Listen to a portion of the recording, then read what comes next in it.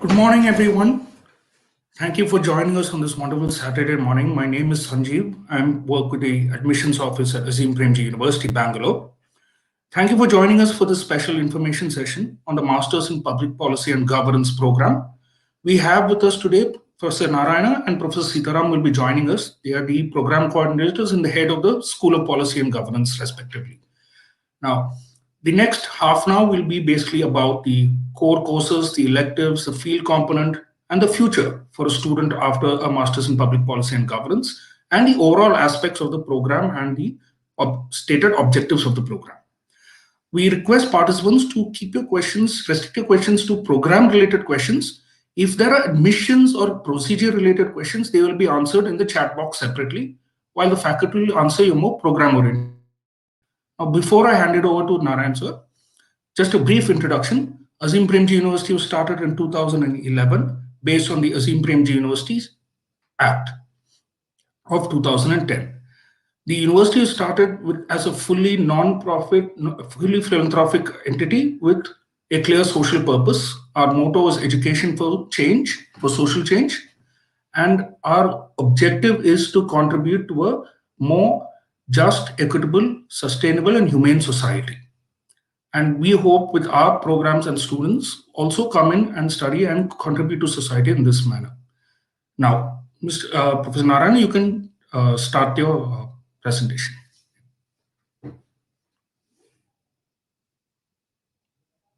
Everyone for joining us this morning on this session to know more about master's program, our master program in public policy. You may know already something about the program, but since this is a new program and the subject itself is quite new in the Indian context, although many institutions have been offering master's program in public policy, we thought we will clarify a few doubts you may have at this stage about what sort of a subject it is, what sort of a program that we are offering, and what it would mean to study public policy for 2 years with us, and what kind of prospects you will have in case you do an MA in public policy and governance. So these are the questions broadly I will cover in the next couple of minutes, and then possibly if you have any specific questions, I'll be happy to answer them. Now, what do we study when we study public policy in a master's program? To put it very simply, we study the state, the Indian state in particular. When I say the state, the Indian state, it covers the entire gamut of activities that the governments, both the union government and the state government, even including the local government, perform. Right? So in that sense, it is applied political science, focusing on the functional aspects of the state. Now, please don't confuse here the state with the state governments, right? The Indian state that we are talking about, and every institution which is part of this entity called the Indian state. And why do we study the state like this is the next question. We study the state the way we do in public policy masters, not simply to acquire knowledge. That's of course part of the program, but we acquire this knowledge about the Indian state, focusing specifically on the operational side of the state and its institutions in order to be able to be part of it, in order to be able to do something in public organizations. In other words, in order to be able to take up a job in one of the public organizations after you do your master's. Now another question arises. Generally, those who work in the state are bureaucrats, and appointment for the bureaucracy happens in this country in a particular way.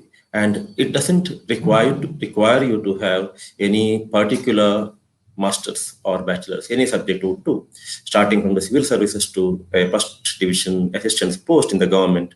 All that you need to have is a bachelor's degree, right? We are not talking about those kind of jobs in government organizations or public organizations.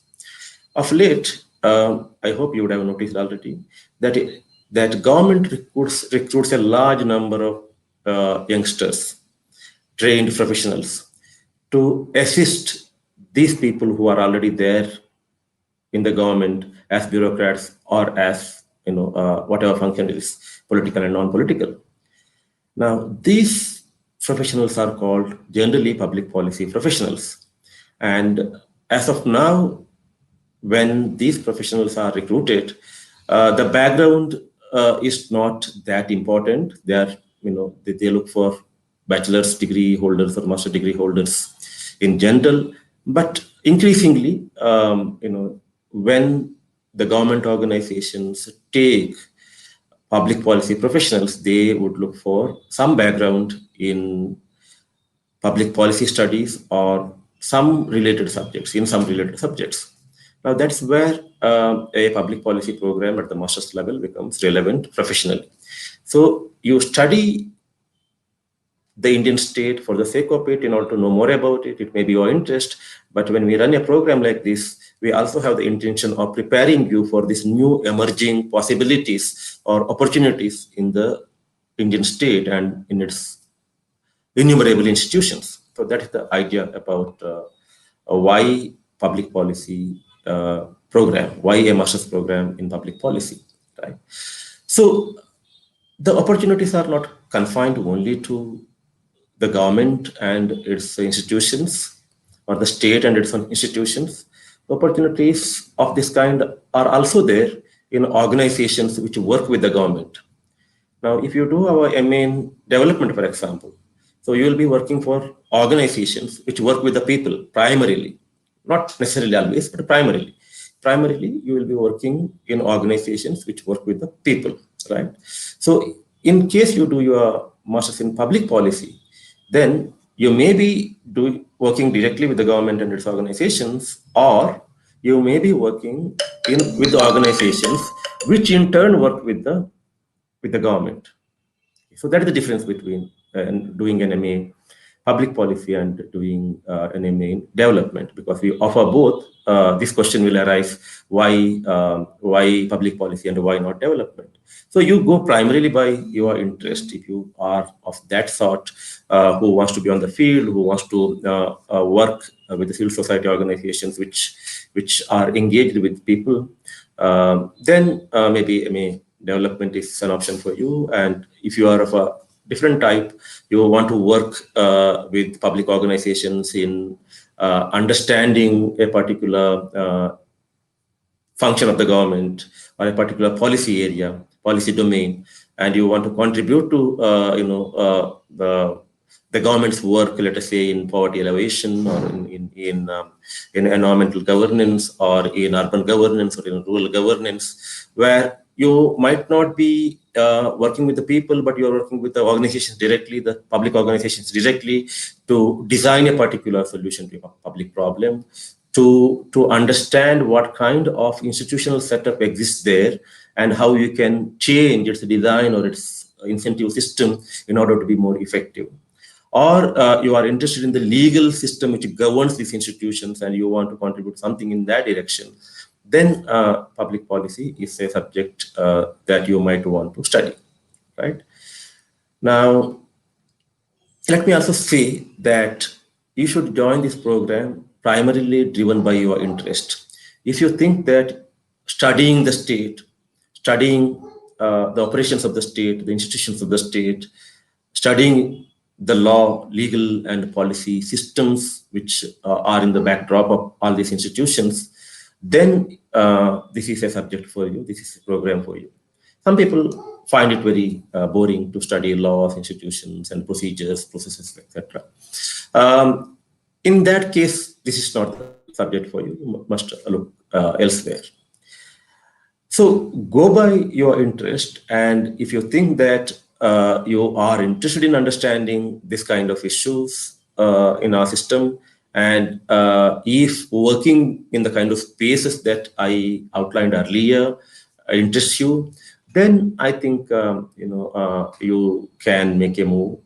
Whatever job you are doing at present, irrespective of that, if you think that this is where you want to work in the future, and this is a subject that you want to understand in depth, then I think you should be considering our program. Right? Let me add a few more points about the kind of program that we offer. Now, many institutions do offer public policy programs, and we do offer. If you ask me how different we are, I wouldn't claim any great difference. I will not claim any superiority of our program over other programs, because all of us do offer programs in a particular subject, and there will be a common thread which runs across all these programs. So every institution has its own strength, and we do have our own strength. Now, what are our strengths? Maybe I think it is for you to study our, the information that we have given in the website, the faculty background, and you may speak to our alumni to understand more about the program and to compare and to come to your own conclusions. We will not make any claims there. However, I'll make one point. That point is that we look at this program primarily as a master's program in social science, right? Generally, when a public policy program is offered, economics, statistics, and management are foregrounded. Primarily, it is it's a program built around or drawn on these three disciplines to understand the operations of the government. But we move a little beyond that. We do bring in these three subjects or disciplines, but beyond that, we try to see or understand the entire range of issues that we need to cover in a public policy program using the lens of social sciences. So to us, it is an MA in public policy and governance as much as it is a good MA program in social sciences. So that is the other thing that you have to keep in mind. If social sciences interest you, and if looking at things from a broader perspective interests you, then I think you have to consider our program in particular, because we are not focused only on understanding certain quantitative techniques or certain managerial techniques for you to be able to take up the jobs of the kind that I explained earlier. Now, one last point. So, having done this program, what are the specific roles that you might be able to take up in government organizations or in organizations which work with the government in turn? Broadly, three kinds of specific roles. Government needs, when they deal with a particular, or when they want to come out with the solution to a particular problem, they need very deeply researched input, right? Now, it might vary from subject to subject. If the government is dealing with farm laws, some kind of input is required. If the government is dealing with some, other policy, let us say technology policy or privacy policy, then the government would require some other kind of input. But irrespective of the domain that one is dealing with, there is a particular kind of expertise which is required to mobilize the required kind of input for the government to operate. Now, this is where a public policy graduate will be useful, because we prepare our graduates in researching or applying research skills to be useful in this space, right? So you study as social science students, social science research as part of this MA program, which will in turn prepare you to be specifically useful, to provide research input for policy making or problem solving in government organizations. That's one. Second, the government would also, or the government organizations, come out with various programs, and then they would want to evaluate those programs, how effective it has been, right? Program evaluation is a big area, and there are many organizations both within the government and outside the government. They look only at this, how effective or how well the programs which are under implementation have been working, or how effective they have been in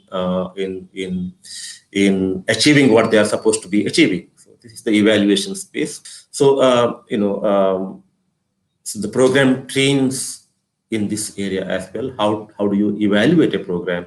How do you based on those evaluations, how do you offer some kind of input to the government to be better next time, or to revise the program under implementation, or to dump that program altogether and to come out with a new set of programs? No, this is where the government is constantly looking for some kind of assistance. So this assistance will be provided by the students who have background in economics, statistics, and public policy together, right? And the third one is a little more specific in the sense, now you might have joined our program already with some kind of expertise already. Let us say that you are an environmental engineer. You may be, someone who is very good in computers or information technology. You may be very good in, you may be a law graduate. Now, here what happens if you are, for example, an expert in computer technology, and you want to understand information technology going beyond the technical possibilities, and you are interested in understanding the interface between technology and society, etc. Right? The program allows you to focus on your core competence and relate it to governance or to the operations of the state. Now, later on, when you graduate, you will have a specific possibility here to work in e-governance, okay? Because you have this background, and then we have trained you in a particular mode, and therefore, depending upon your background expertise, your expertise that you already had when you joined our program, you will have the possibility of taking up some specific roles in the government. Maybe, as I just mentioned, the example of e-governance. It can be e-governance, it can be environment, it can be general poverty alleviation program, or it can be let us say something to do with the law, whatever. So the point that I'm making is that the program allows you to build on the expertise that you already have and to apply that to a specific requirement in the state organizations. So these are some of the broad possibilities that will be available to you as you graduate in this program, as you become a postgraduate in public policy and governance. Once again, let me underline the point that I made earlier, which is that you should be driven by your interest primarily. Don't be driven by the possibilities the program opens up, because unless you are inclined to work in that space, you will not find it very fruitful to be part of this program. So that's about it for the time being. I'll stop here, and our director Sitaram has also joined, so both of us will take your questions if you have any. Yeah. Thank you, Narayan sir. We have a few questions, so I'll just read them out to you. I think presentation-wise, we will conclude with that, right? So we can take the questions, and between you and sir, we can answer them. So the first question is, could you please talk a bit about this, how this course would be suitable for someone with work experience in a different field and prospects after that? Part you have already touched on it, but if you talk on the work experience. Okay. So let me say something which I've already said, which is that generally when working professionals join our program, okay, they join with their plan. They know that they want to change their profession for whatever reason. That's very individual. They are looking for a new possibility, and they know where they want to reach, and they themselves have decided that this is the route for them to reach where they want to reach. Okay, so we generally look for that kind of a clarity when a working professional applies for our program. Right, somebody is working as an engineer and he wants to work in e-governance later on, and he thinks that, okay, so if I go directly, these are the possibility, but then if I do an MA in public policy, my chances will expand, or my chances are brighter, or whatever. So those who have a plan worked out and they think that the route to achieve that goal is this program, then this is the program, and this program is ideally well suited for them. Now you have some background, and then you do not know what you want to do, and you want to try out this program looking for some possibility emerging. As I mentioned earlier, it may happen, it might not happen. Such possibilities might emerge, or such possibilities might not emerge. Um, so that is where the point that I made earlier, which is that please be driven by your interest. If you think that what you are doing now is not something of interest to you, but then what we are offering in this program interests you, then join, and then certainly you can that interest will take you somewhere. Um, what we want to warn you is this.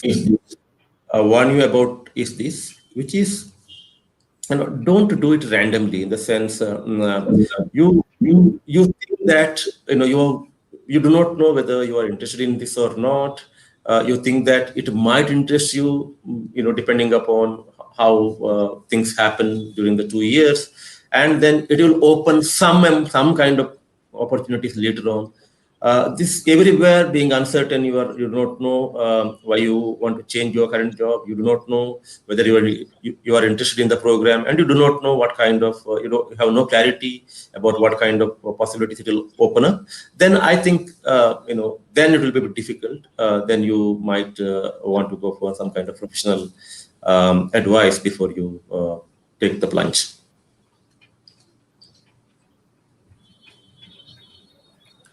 Thank you, sir. Now, the next question is real specific. How does the experience, skill, background in tech and engineering contribute to a successful career in the field of public policy in India? Yeah. So most of our students come from technology background, but they are with us because, in addition to their existing expertise, they are interested in understanding more about policy and governance. Right? So that is a very good combination, because the government also requires people, with technical background. So in case you would like to go for in an area of government's operation where your previous experience will also be useful. As I mentioned, e-governance is one. There are many other areas where the government would look for somebody with some understanding of technology, and also some expertise in one of the areas that government operates, policy area, right?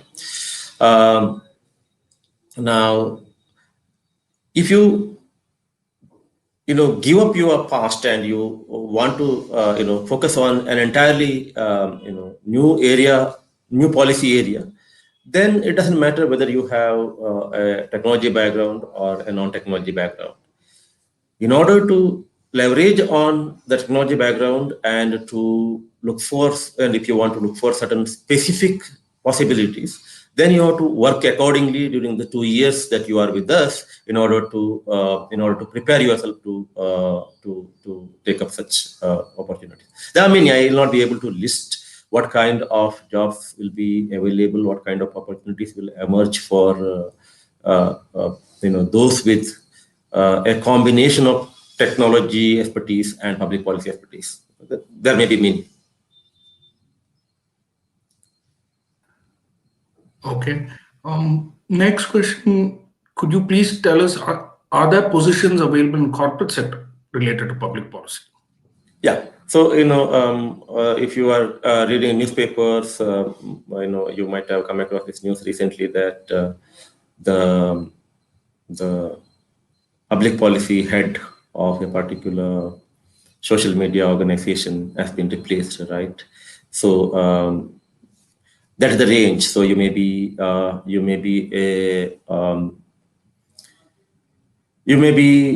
assisting a small government organization in what they are doing, or if you want to get into the corporate sector, there are many possibilities of evaluation of offering policy advice, etc. And also most of this new kind of technology organizations or new economy corporations or corporations or companies in the new economy, they recruit public policy postgraduates or experts in order to liaison with the government, right? So they have a lot of work to do with the government. So they want to be in constant touch with the government, for various reasons, because they might want a particular policy to move in a particular direction. They might want the government to pay attention to a set of problems which affect them directly. So the interface between such organizations and the government is something which is constant as part of their portfolio of responsibilities. And this is where public policy graduates or postgraduates fit in corporate organizations. But I want to say one more thing here. So when given the philosophy of our university, we are not particularly foregrounding that as something where we want our students to focus on. We are interested, or we are keen on our graduates taking up some positions in social sector. Social sector here expands or covers both state and non-state spaces. Ram, would you like to add something here? Fine, I think you covered much of it. So the newly emerging corporate space is the point where the internalization of public policy in the corporate context, as well as the liaising work that you referred to, I suppose are the two possibilities. So nothing to add. That's fine. Thank you. Yeah. And of course, in the in the old economy, you have all the big multinational consultancies which always recruit public policy graduates. McKinsey to Deloitte to whatever you name, all the big multinational consultancy firms, they have their own public sector portfolio, and there they do require public policy experts or public policy professionals. But what Ram and I mentioned earlier, we hoping that you knew about the existing ones, the emerging ones, which are in the corporations in the new economy.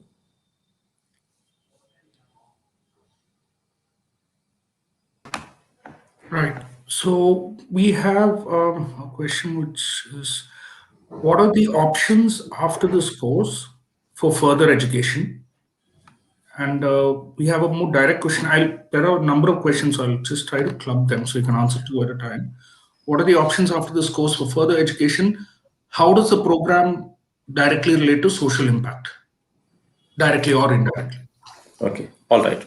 The program, let me take up the second one first and then go to the higher education possibilities. We do believe that the state doesn't do anything which has no social impact. Okay, so we are interested in providing this assistance to the state through our graduates, exactly with the objective of contributing to social impact. If the state is coming out tomorrow with the privacy policy, and if our students can be of some help there, or if the government wants to restructure its public health organizations, and if our students can go and play a role there. And in fact, some of our old students worked closely with the governments in post-COVID or in COVID-related operations in some of the states where the COVID containment activities or whatever the governments did in order to deal with the pandemic. So, very successfully, our students were part of those teams.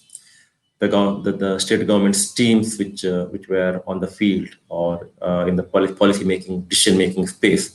So we do think that these are all the avenues where the students can play a role in achieving social impact very directly.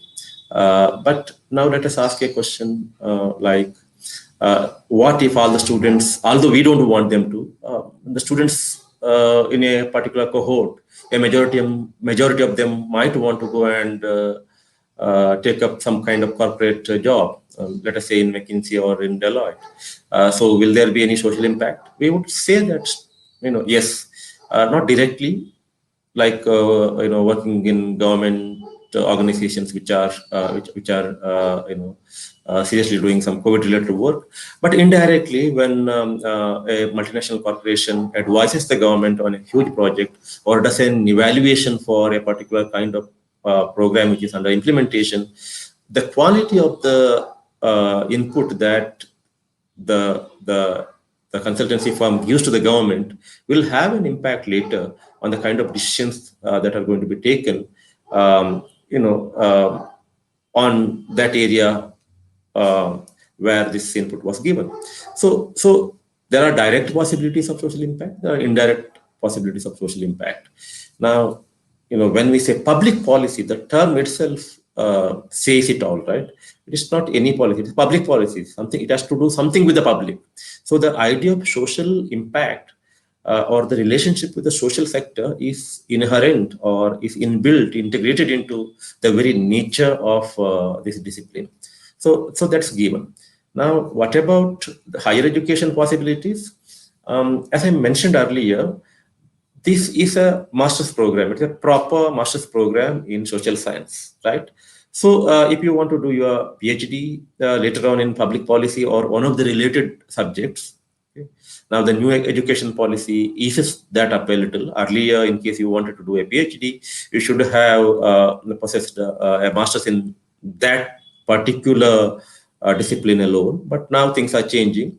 Some universities had this change even earlier, but now things are going to change everywhere, irrespective of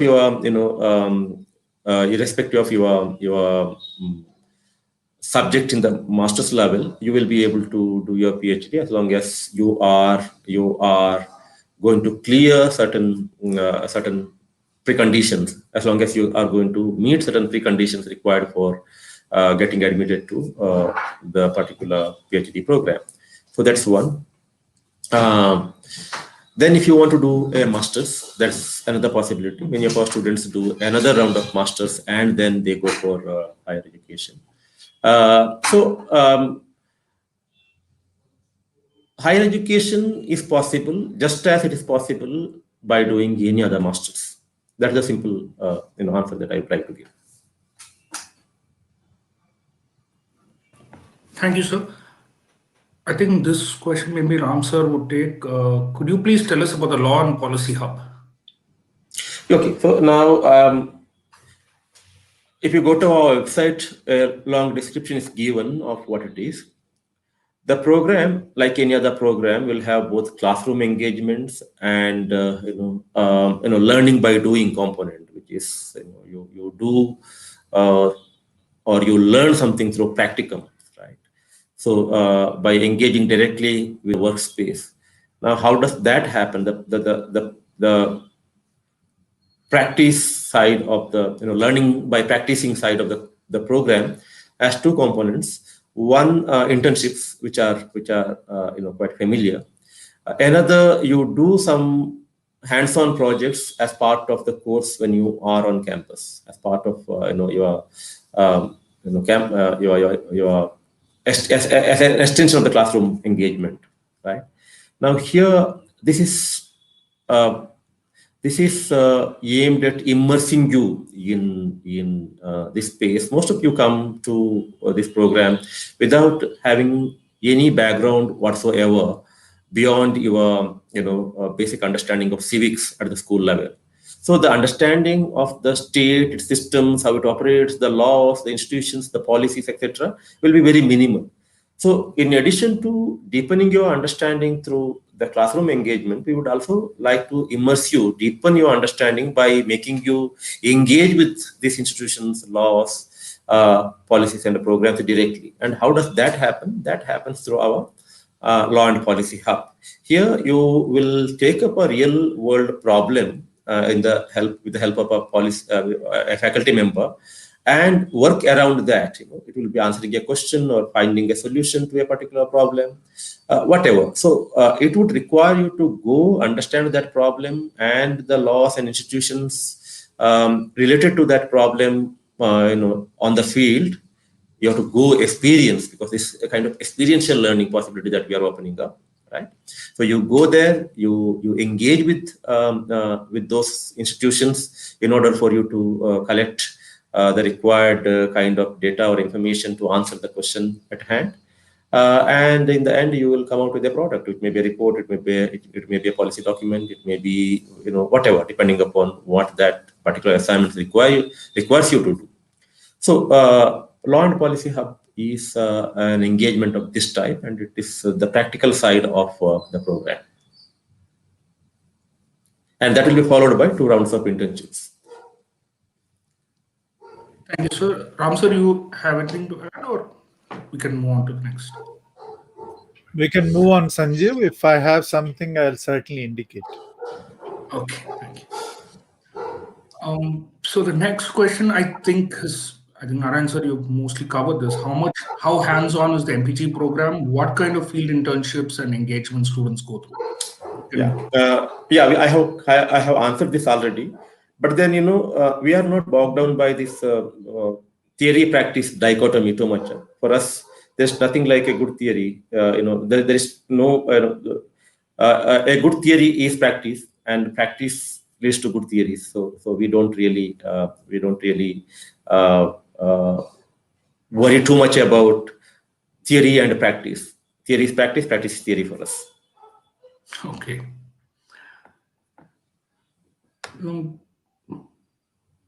I have done my master's in social work. How will the MPG program enhance my set of skills?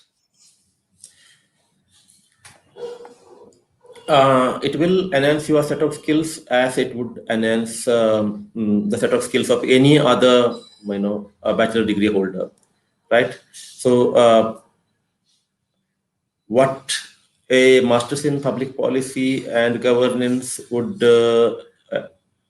have, I have already explained. Now, therefore, I think you will be better judged to see how your background in social work will be complemented by what we have to offer and what kind of possibilities it will open up.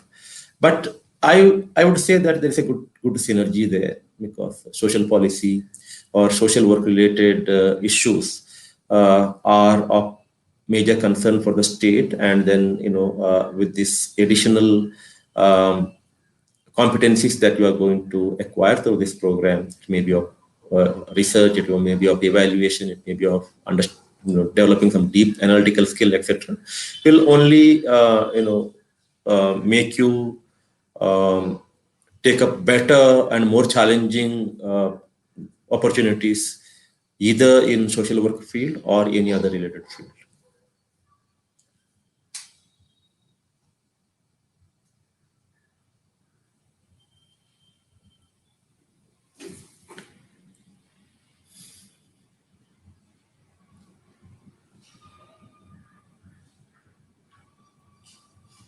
Narayan sir, did you get my question, or no? Was I okay. I'll repeat that. Is governance a domain by itself to learn? How old is it as an area of academic inquiry? Yeah. So now that would require a long answer from my side, and I'm not going to get into that at this point in time. So that will be the first class in case you join the program, day 1 in state and governance core course, right? But if you go to a library and start referring to any book which is titled as governance, or the term governance occurs in its title, then it will talk or it will deal with only those issues which emerge because of the recent changes in the way the state operates, especially the changes that are driven by the neoliberal policies adopted by the governments all over the world. The way the state system across the world is changing because of the influence of neoliberal policies. That's what any standard text available in the library will tell you about governance. But the way we look at governance is not that. The way we look at governance is in a more conventional sense. So if you want to know governance as a discipline in a modern sense, that is what you are going to study, how the state is changing because of the neoliberal influence. But then what we are studying, we are going to study in the program is, as I mentioned earlier, how the modern states operate, function, and how do they, how the Indian state functions. Okay. What is the democratic logic with which the Indian state functions, and what is the social purpose with which Indian state functions, and what are its institutions, and what are its what are the laws, and what is the experience that it has accumulated so far, and what are the challenges that it has before it. These are the kind of broader questions that we take up when we study governance as part of this program, which is slightly different from what any standard text of governance in a modern sense will tell you, right? So whether it will take us to another level of question about governance as a discipline. Is it a discipline? Has it acquired the status of a discipline, or is it a mere area of inquiry? So I wouldn't say that it has acquired the status of a discipline yet, because it is part of political science, it's part of public administration in a way, right? But it is certainly an area of inquiry, and all that I can tell you is that by studying governance with us, you will be studying more than what you will understand about the Indian state by doing a standard political science MA program and a standard public administration MA program. That's my answer.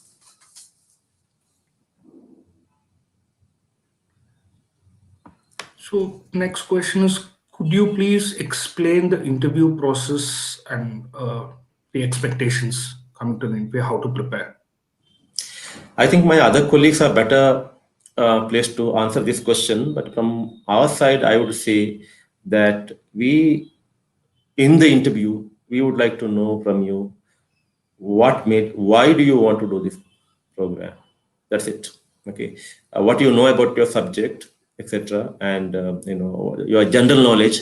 All these things are secondary, but we want to ensure that, given your background and given your goals, okay, we have to be convinced that this is the best program for you to be in, to reach where you want to reach. Given your background, if we think that this is the best program for you to be in, given your interest as well, we will select you. All other things come later. It's keeping your interest primarily in mind. So you have to be convinced that this is the best program to reach where you want to reach, and you have to be convinced that this is the best program for you to reach where you want to reach, given your interest and given your background. Thank you, sir.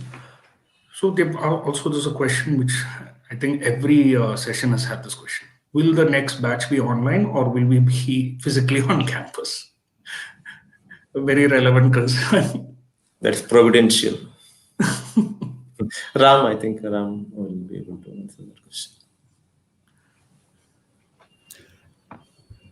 No, I suppose whether it is you or me, Narayan, from the university team, it is tentative. It all so much, quote unquote, depends upon the way the pandemic will,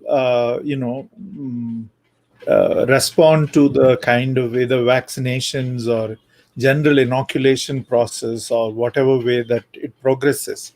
But as of now, if it helps the student to understand, the prospective student to understand that we are going to conduct face-to-face classes from the next semester, which is beginning late March. So that's our effort. So we are doing everything what we can in terms of making the educational process back to normal as much as possible.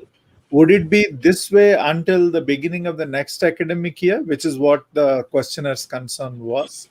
Um, we hope so. Certainly, I think we will do our best in terms of pushing those boundaries. But I guess we need to keep that level of openness to see how the pandemic so far responds. India has been relatively fortunate not to have a second wave, and I think that's important. If we continue to not to have a second wave like what Europe and America seem to have experienced, I think we would be very lucky, and we would certainly, as a university, will be happy to go back to normalcy. I mean, because we also now have a new campus and we want that to be fully functional, right? So therefore, I would say our efforts will be more than 100% to keep the face-to-face interaction as much as possible. Yes, sir. Thank you. That certainly is the hope. Now, in terms of experience, there are some questions. So I'm combining a few of these. Does a background in BCom honors in any way help in joining this course? Or and I suppose the contract can also be asked, is there a disadvantage for a certain background educationally? There's also a question on, as a fresher, how will this course help me? Is there any disadvantages coming in as a fresh graduate? No, so the program is pitched at a level which addresses the concerns and problems of all the students in the class. The students may be from multiple disciplinary backgrounds, multiple age groups, and from multiple professional backgrounds. So the way the program is designed is to be reaching equally to all these students irrespective of their background. So that need not be a concern. Now, whether a particular subject area is more useful for the students to absorb or to take advantage of the program. Primarily, this question is asked keeping in mind students with or people or students with social science background and non-social science background, right? Because people think that students with a non-social science background will find it difficult to understand what's going on in the class or to take advantage of the program, etc. Let me tell you that our experience has not been that. So the students from non-social science background have done equally well. And in fact, after 3-4 weeks, after the orientation and after 2-3 weeks, much of this difference simply disappears, right? All the students will be almost on an equal footing to understand and to respond to what's going on. That's partly because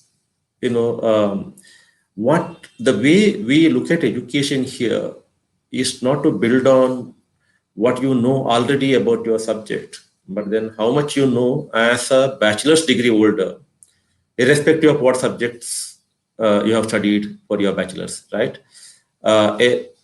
We expect all bachelor's degree holders, irrespective of the subject in which you have your bachelor's degree, to have attained a particular kind of education or to have a particular set of competencies in terms of intellectual abilities and competencies, right?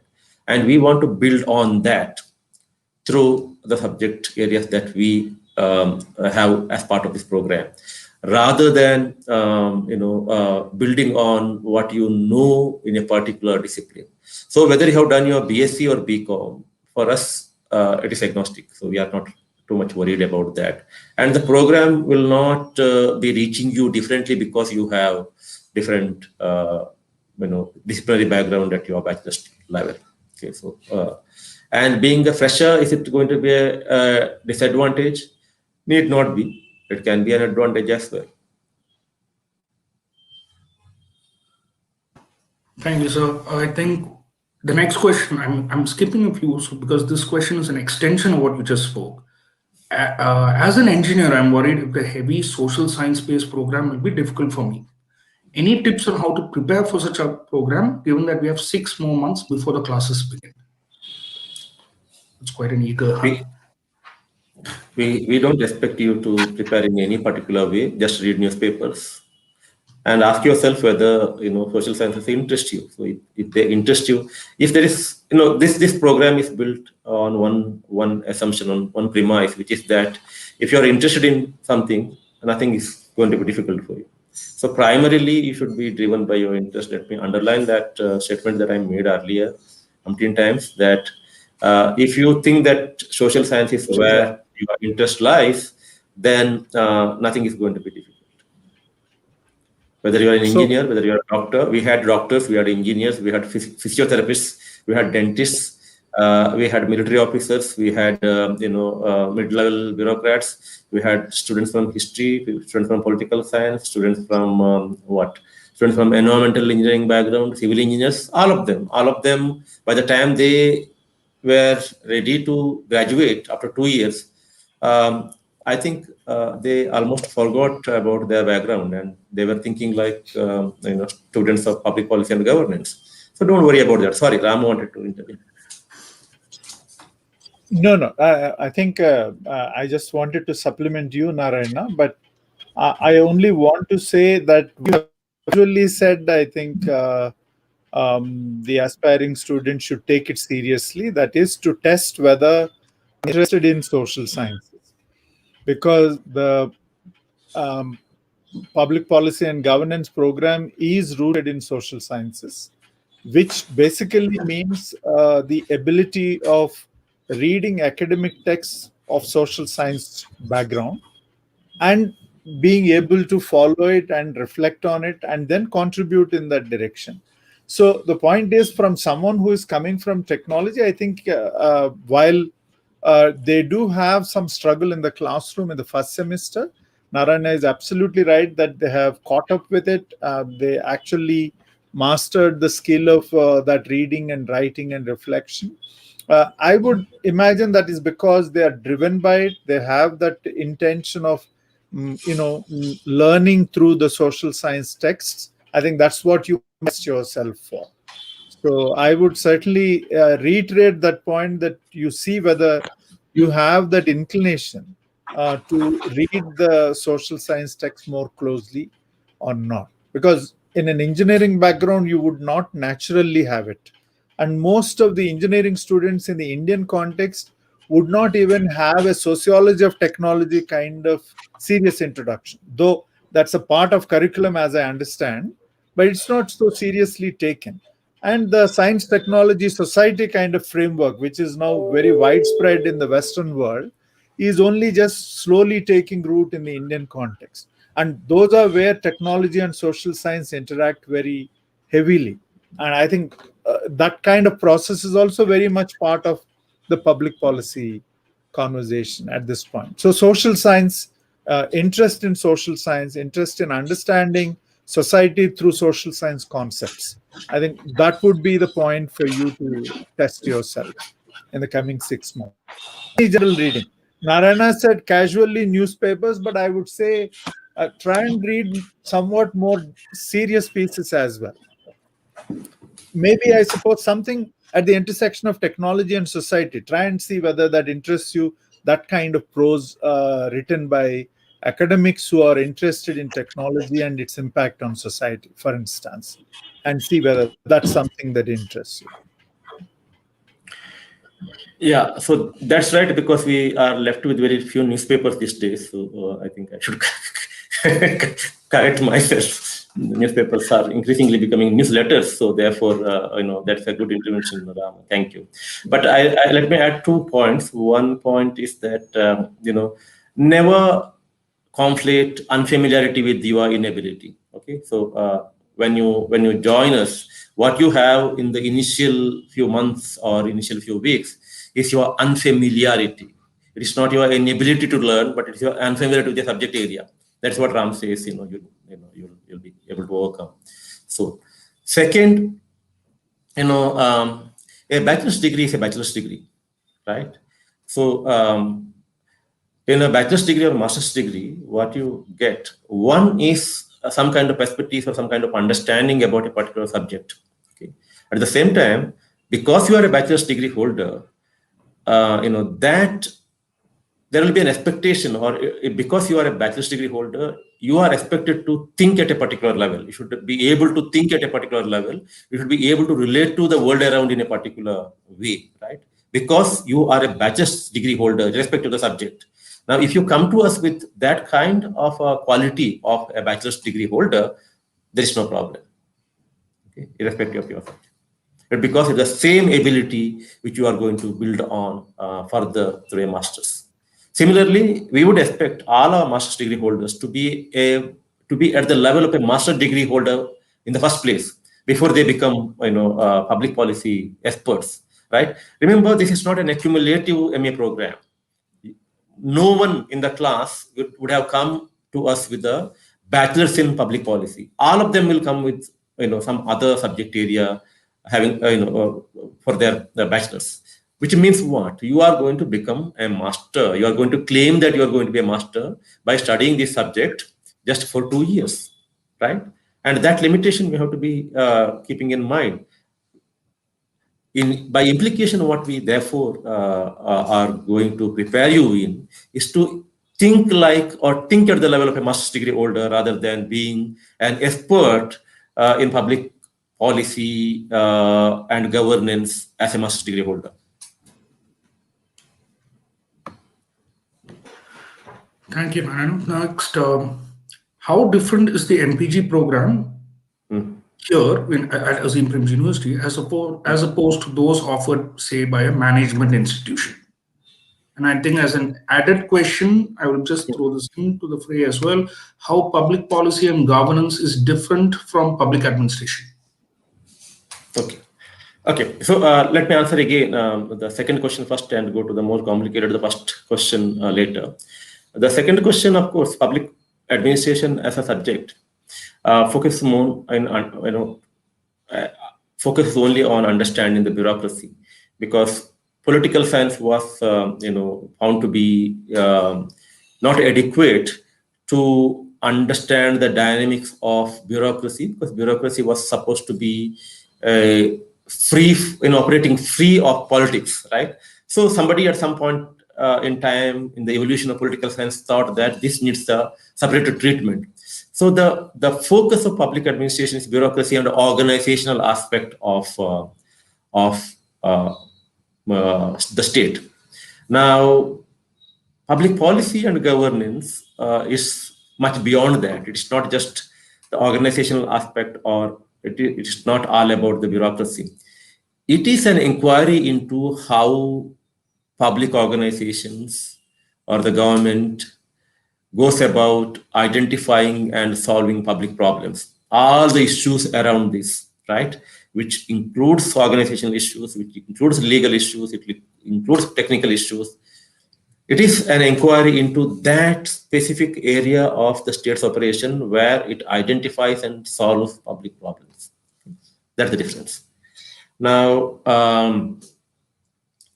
why it is interdisciplinary? Because that, it might appear very simple, identifying a problem and solving a problem. It's not technical. It's much more than it. It's political, it's social, it's psychological, it's spiritual, everything together, right? So it is a very, very, thinking intensive process as much as practice intensive process. It is technical at the same time, it is very social. It is political at the same time, it is almost everything. So we as a subject, public policy focus only that part. But then in focusing that part, it brings in, or it requires you to have understood the entire gamut of the social science inquiry. Okay. So that's the way we look at public policy. Now, how different we are from a management institute? I answered this question already. We don't claim any superiority over anyone. if at all we are slightly different from them, it's a management institution. Therefore, they will foreground management in their understanding of public policy. And we are a university, and therefore we will have a social science grounding of public policy program. And the rest of comparison you have to make depending upon please go through our program document and their program document, and everything around the program. So now every bit of information is in the public domain. So please study everything in detail, and also speak to the former students and come to your own conclusion. Here, I won't be able to take a particular stand that we are different in this way or we are superior in this way. Sometimes they may be better. You can consider them. Thank you. Next, we have a number of questions all around the same thing. So I'll club that as one. Could you explain a bit about the electives and what sort of analysis and statistical tools can we hope to learn? Will there be some programming courses as well? All right. So electives is a very expanding list of subjects, right? There are core courses. The core courses are the courses which will help you have some kind of foundational knowledge about public policy and governance, right? Something which everyone who claims to be a master's degree holder in public policy and governance is supposed to have. That's a bunch of subjects called core subjects. Now, once you reach that threshold, of course, now this includes a few subjects which we generally call quantitative, right? So something to do with statistics, something to do with economics, etc.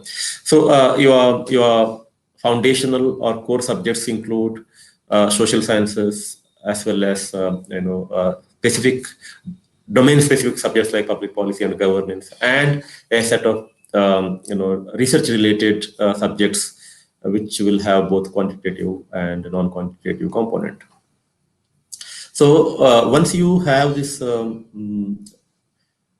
all core courses done in the semester 1, 2, 3, semester 1 and 2, that's year 1. In the year 2, for your semester 3 and 4, you will be studying a range of electives. Now, these electives sometimes are offered by our school, the School of Policy and Governance. Sometimes, there are also electives which are available to you, offered by other schools like School of Education, School of Development, and since we are now going to move on to our new campus, where all the other schools will also be there, sometimes subjects offered by, or the electives offered by School of Arts and Sciences. This may be, this will help you to deepen your understanding about a particular thread of policy and governance that you picked up through your core courses. It may be, let us say, you study the idea of governance as part of your core courses.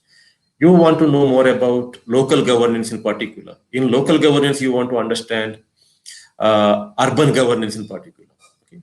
So, or rural governance in particular, or environment governance in particular. So these are the possibilities opened up through your electives. Core courses will not go to such specifics. They'll build your understanding in a very general foundational way. And if you want to go further, then domain-specific electives will help you. Sometimes the electives may be skill-specific. For example, you have done some threshold level of quantitative courses as part of your core courses.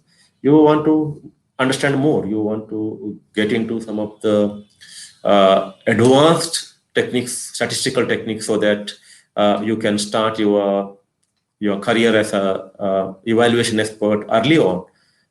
We open up those possibilities, or that kind of a possibility, by offering a set of electives which will take you very deeper into statistical analysis.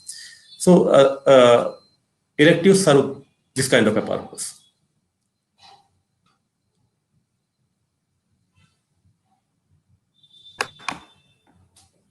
Next question, how is the MPG program good for law graduates? Can they also apply? Given that law graduates experience lack of knowledge related to government's policy implementation. Okay. I think I'll request Ram to answer this question because he teaches in both LLM and MPG. No, I don't know whether the question is on the right assumption, because the lawyers do think that they know policy, but that's a very different kind of imagination of policy as compared to what generally we teach in public policy and governance course.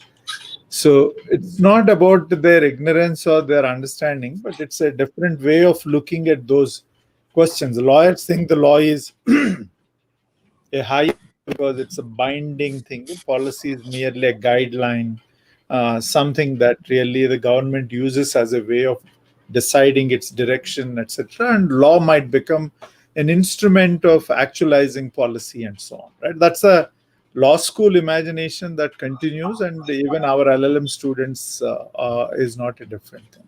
But I'm using what you said, and I think this is what Narayana slightly shied away.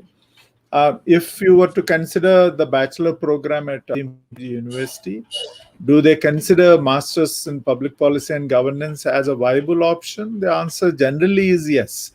There are different ways people try and opted for it. There's sometimes relatively big number, sometimes very small, sometimes no student because they could not get through. So it's a matter of their aptitude and that sort of thing.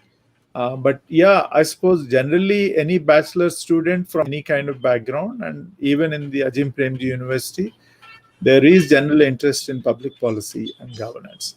Do the law students from bachelor's in law background come to our public policy and governance program? Generally, yes. I think the number is not very big. For instance, in the current program, I think we have one or two with a 5-year BA LLB background and who then wanted to do public policy and came here. Even in the earlier batches, we always had one or two. Our large number of non-social scientists are not lawyers, but they are technologists. But certainly the law is present. At least every time one or two students are generally being there. Narayana, please. Yeah, that's right. Yeah. I think you have said whatever needs to be said. So I have nothing much to add. Okay, so the next set of questions, I'm combining these because they all seem to be centered around the professional roles they can expect. So the first one is, I'm a communications professional, interested in policy analysis and communications, particularly in the development sector. Does the course cover communications? That is one. Second question is, what are the chances of becoming a policy analyst as a role after this program? And it's a very specific question. Would this course help me become a researcher in the field of education, but from a policy perspective? Was that too many, or I'll No. They are related actually. So there are three key words in these three questions. One is research. Another is analyst. Another is what is that? The first one. Communication. So any good master's program will have to enhance your capacity in all the three, right? You have to be a better researcher, you have to be a better analyst, and you have to be a better communicator. Now, communication, may have much more than what a standard master's program can offer. But a good master's program will also build your communication skill in a way that an ordinary master's program does. So we think that we build communication skills of our graduates, taking a lot of care there, because what happens in Indian higher education, if I may say so, writing, is given scant regard. So not much importance is given either at the bachelor's level or at the master's level to learn through writing, learning by writing. Okay. So what we do in the program is to do or to fill this gap. So we make our students learn by writing.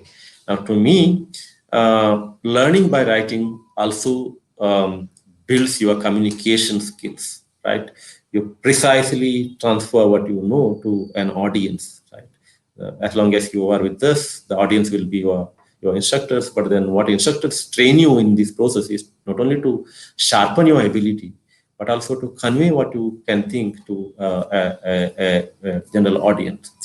Now, that is not sufficient. If you want to be in a communication specific space, then as of now we don't have any communication specific electives. But then gradually, that's one area we want to really build further. We want to introduce certain electives which focus primarily or particularly on communications. So if you combine what we have to offer as part of the standard fare of the program plus these electives, it should help you to emerge as a communication professional in policy area by and large. Okay. Now, research and education. This is again something which we have and we plan to have. Your ability to research, do good research and to do research in policies domain in particular is what the program is going to build in you, right?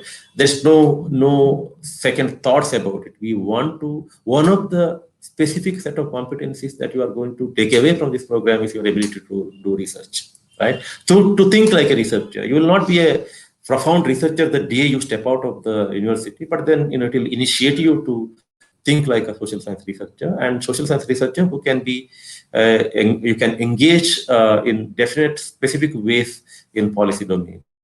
Now, in addition to that, if you want to work in the education sector in particular, fortunately we have a school of education, and we are in the process of working out a kind of synergy between the education program and our program. So looking forward or moving forward, certainly the research skills that you are going to acquire as part of this program, and whatever you can get because of our engagement with the School of Education, these two together should be able to cater to your needs in case you are looking forward to an opportunity to emerge as a researcher in the field of education. So my answer is yes, there is a possibility. Now, will I become a policy analyst? Of course, there is that's what the program is all about.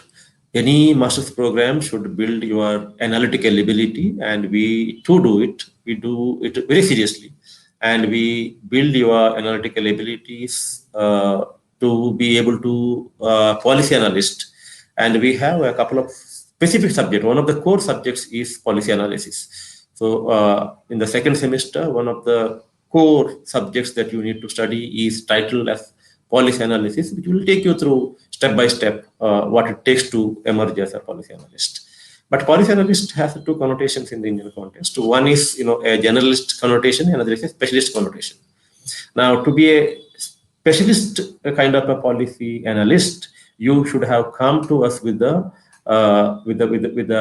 particular domain expertise. For example, if you are already an environmental engineer, and with this course, you can think of becoming a environmental policy analyst, right? Or you might have come to us with some kind of expertise in public finance or taxation, and after this course, you can go and become a fiscal policy analyst. If not, you will have a set of analytical tools which you can apply anywhere. One. Secondly, after the program, you can think of a particular specialization. So this is how I would like to cover all those three questions. Thanks, Anand. That was quite comprehensive. We have an interesting question here. What is policy advocacy all about? Is that covered by this program? And as an aspiring politician, will this program help me? Yeah, so we invite with open hands people who want to become politicians. Okay, because we have some, we are a little saturated with the students coming to us with the civil service aspirations.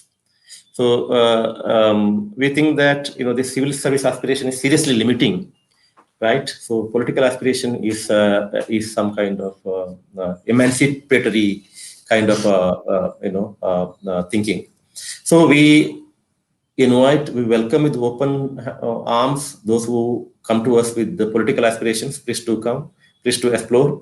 But before coming, just explore the program documents, etc. See what you have in mind and what we are offering have something common. Otherwise, please don't come here and think that we will train you to become a politician in particular. So it's not a political leadership training program, it is a public policy program. But then because it is both a public policy program and master's program together, I think even a prospective politician should be benefited equally. So that's what we think. And we'll also think of some particular ways of catering to your interest moving forward. Because political leadership is something which we really want to nurture through the university and the program. Although as of now, the program does not speak specifically to this possibility. Okay, this one. Second, policy advocacy. Yes, so policy advocacy is a particular, goal, in the sense it is one of the objectives of the program to make the graduates ready to take up roles in policy advocacy. What is policy advocacy? Policy advocacy is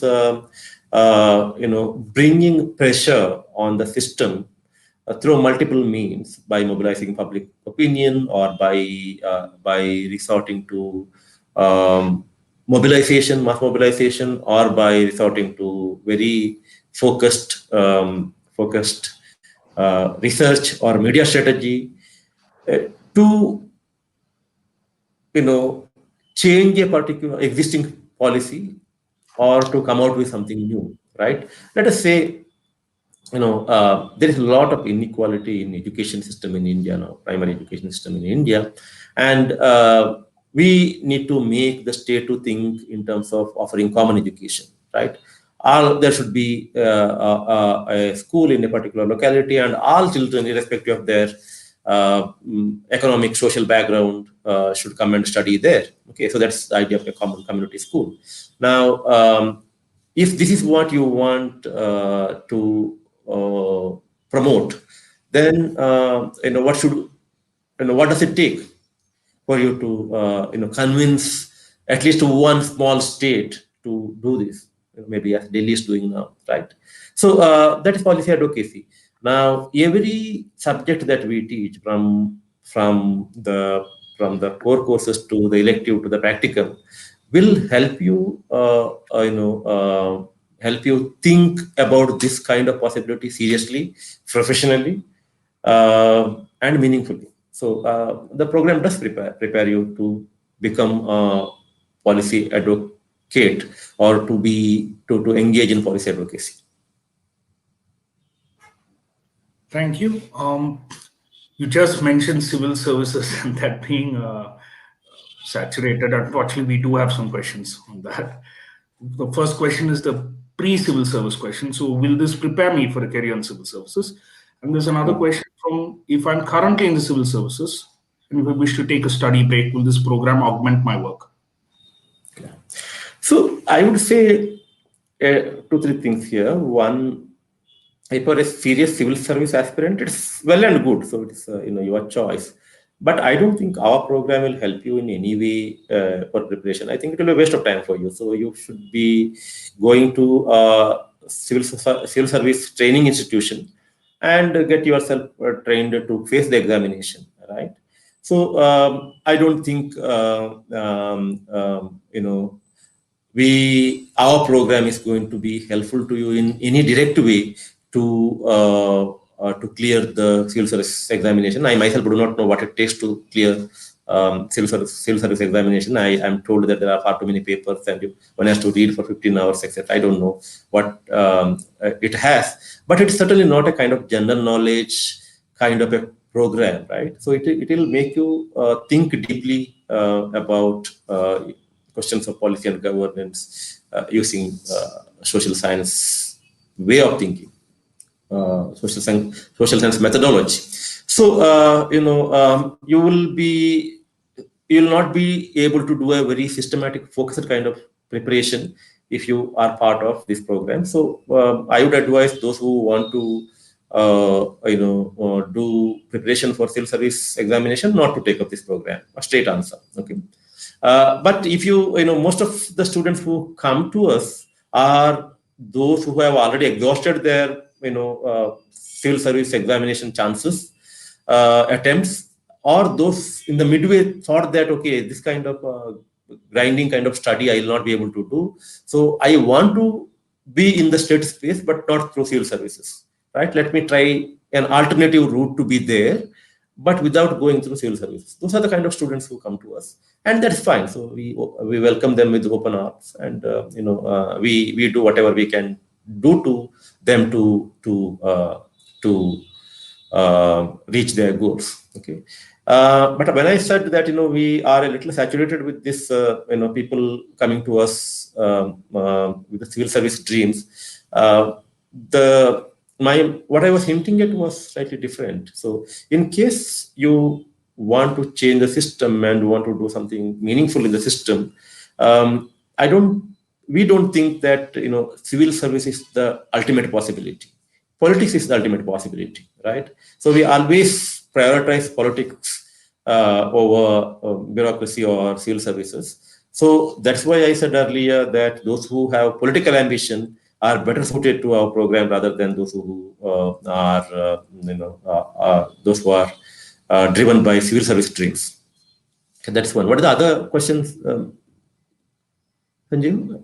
Yeah, so I think almost time to wrap up. We've also crossed our, but I'll just put in No, in this question there was another part. I think this question. No, yes, if they are already serving in the bureaucracy. Okay, whether they are serving, I don't know. I'll not be able to say anything. It all depends upon which stage of career you are in, etc., etc. I would advise please go for Harvard or IIM or somewhere. So not. So we operate still. Let us be frank, and we operate at a very modest level. So I don't think we will claim anything about being useful to a mid-career civil servant in the way we have devised the program or designed the program at this stage. Maybe in the future we may launch something which is particularly customized for audience of that nature. Am I right, Ram? So am I misinterpreting something here? No, so you're right in terms of saying we don't know what. So bureaucracy is a very generic term. I mean, which kind of bureaucracy, what level you are in, what are your aspirations to move further up, whether this degree will help, etc., requires a far closer examination of it. Number one, I think my colleague Narayana is absolutely right that generally speaking, the bureaucrats who are looking for more ladder and legitimacy for qualifications, etc., look towards Western universities or IIMs in some sense. And because there is a kind of a brand push, and more important is that sort of brand question there. But if you are looking for skills, for instance, quantitative skills, if you are looking for analytical skills, the program would be helpful. But whether it will help you to get the elevation and mobility in the way you are thinking, we don't know what stage you are in, right? And what context of bureaucracy you are in. I think that's the kind of a point that is being balanced out in my colleague Narayana's reflection. Thanks, Anand. Thank you. Now, next one, I think is a quick answer. Can we expect placements in international think tanks or multilaterals like UN, World Bank with this program? I think it's very blunt answer. It's straight, not Yeah, for me. that's for you in the sense, yeah, it will open up opportunities for you everywhere, but where do you want to go is entirely up to you. But our goal is to prepare you to be in the social sector. But if you want to take up in the UN or in the World Bank or in some multinational organizations, we will not be, that's entirely up to you. So will the program prepare you for that? Of course, the program will prepare you for that. Would it be fair to say also that But there are one thing about the placements, we don't flaunt placements to attract students. We do think that jobs should chase good education and not the other way around. What we do here is to try to offer a good educational program at the master's level. And we do think that if you do it well, jobs will chase you and you don't have to chase the jobs. Right. I was just mentioning, would it be fair to say that we're also a fairly India-specific program? Yeah, that's right. We are So a fairly India-specific program. But if you are India-specific enough, then you have a global traction as well. right. Okay. So there is just two more questions after which I'll wrap up now. This is a little complicated question. If you could interpret it, it says I'm part of an organization which helps deliver government entitlement to citizens. In this role, I wish to undergo an academic process of policy framing for both center and state. That doesn't seem to be a direct question, but I suppose the meaning is: will the program help in, say, someone in some kind of roles like this? Yeah, so certainly the program is designed to help people of such interests and background. But then, if you are happy in doing what you are already doing, then I don't know what you are looking at when you want to join the program. But if you want to go beyond what your current brief is, and if you want to understand what you are doing now in a larger perspective, and if you want to do something different, want to know more about it, then certainly the program is designed for people of your background. Okay. So last question then. Okay, last two. I'm sorry. One is about the entrance exam. I think let me cover the first part. We have the multiple choice question part, which is for 2 hours, has 4 sections: quantitative ability, listening ability, reading comprehension, and general and social awareness. I suggest to all participants who are watching this, please go take a look at our website. It's all there. There are sample papers for the last 5 or 6 years, and that should be enough practice to get you through that section. It's not the hardest of papers. It's not like a CAT or those management entrance. It's fairly relatively doable. Probably the only variable section is the general and awareness section, for which you cannot prepare last minute, because social awareness is something, or general awareness is something that you should be at every day. So you've been reading the newspapers, you are by and large in touch with what's happening on the ground, you should be able to tackle that. I think Narayan sir and Ram, maybe you can touch on the descriptive paper, which is for the 1 hour written as a paper. Maybe you can touch up a little bit upon that and how Okay, to so yeah. No, so we have been giving this one standard question basically to get some idea about the way you think and the way you write, for us to start a conversation with you during the interview. Okay, so this is not a test as such. This is to get some kind of an understanding of where you stand at the stage when we start interviewing you. Okay, right. So that's certainly not a screening part of the test. So the question will be something like, what is one policy problem that you think the center or any state government in India has been able to address successfully? Something like that. Okay. So therefore, that is the kind of question that we ask. Whatever you think and whatever you know at that moment, you write. What we look for is how you write and how you frame your argument, and what kind of depth about the issue that you're chosen you possess at that level. So that helps us to start or to engage with you in a conversation during the interview. That's it. Right. Thank you, Narayan. Final question, after which I will relieve you and let you have your rest of your Saturday. I'm a ward convener at my Gram Panchayat and working as a journalist too. Is this program suitable for me to develop my career in terms of village development?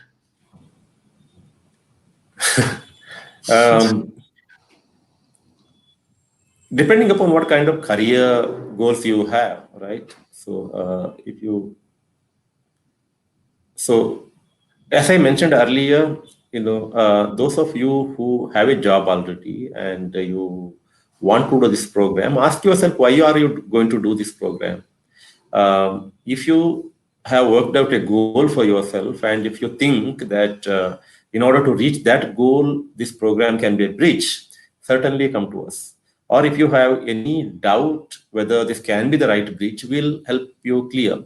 To be very frank with you, in the process of interview, we direct many students to go take up a different program, because we think that given their background, their goal, etc., our program is not the best program for them. Although we find them very bright, and we would have loved to have them on campus, but the goals don't match. So what we have to offer and the kind of goals that they have, kind of expectations and aspirations that they have, don't match sometimes. In that case, we are very frankly going to tell them that this is not the program for you, and we have a particular vision for this university, and we have a particular way of delivering our programs. And if you think that this is useful, please come. And if you have doubts whether this is going to be useful or not, then discuss with us.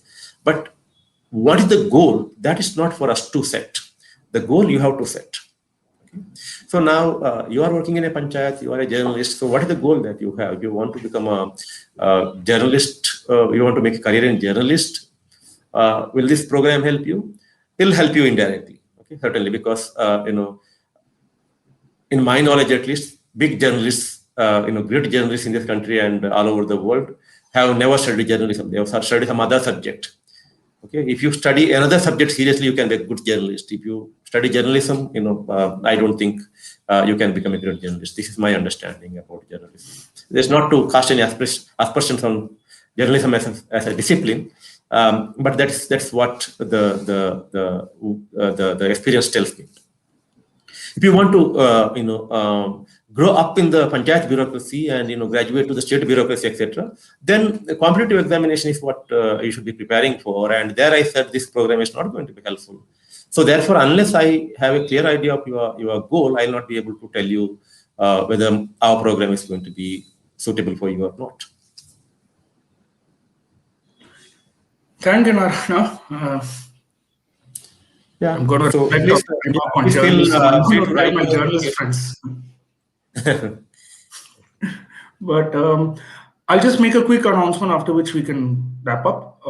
Just participants, please note the last date for application is Feb 27th, and your entrance exam will be held on March 21st. Any sort of preparation for that, as I said earlier, for the multiple choice questions, they're all available on our website. And if you have any other doubts, you can always write into admissions@apu.edu.in. And for those interested in the careers aspect, very specifically, on the 24th of Feb, that is 4 days from now on Wednesday at 4:30 p.m., we will be having a dedicated session where we'll have a freewheeling discussion with our placement coordinator and placement manager, Mr. Suprit. So please join in for that at 4:30. So with that, I thank you all. Thank you, Narayan. Thank you, Ram sir. Giving you a satisfaction like this, but I think it was extremely informative and you cleared up a lot of myths around the program. So thank you so much. Thank you. Thank you, and all the very best for the students. Yeah, thanks.